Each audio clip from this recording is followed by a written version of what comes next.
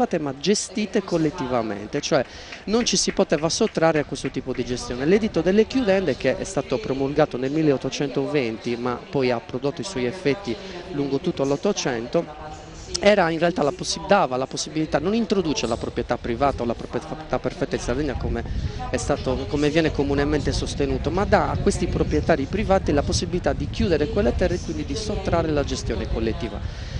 Questo ha creato delle contestazioni molto forti che sono ancora molto spesso presenti, perché l'uso civico, che è stato abolito alla fine dell'Ottocento, gli ademprivi si chiamavano in Sardegna, durante il fascismo sono stati un po' surrettiziamente reintrodotti con dinamiche che attendono ancora di essere studiate con attenzione.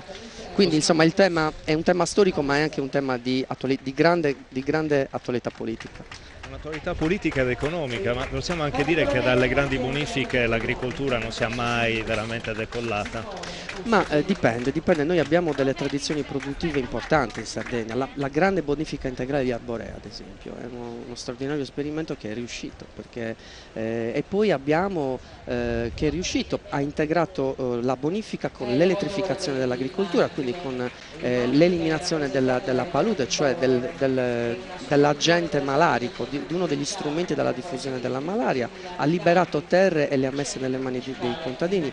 I bonificatori di Arborea non erano solo virgolette continentali, c'erano anche famiglie sarde, come è stato dimostrato, e quello è un esempio, ma ci sono altri esempi di bonifiche e di canalizzazioni importanti. Nel 1820 in Sardegna Carbonazzi, un ingegnere che si era formato alla Scuola Politecnica di Parigi, era un piemontese ma del Piemonte occupato da Napoleone, viene in Sardegna e bonifica lo stagno salato di San Luri. Oggi quella è San Luri Stato, un paese, San Luri, importante, ricco, che ha fatto dell'agricoltura uno strumento anche di sviluppo capitalistico. Grazie Giampaolo, diamo la linea a Elisa.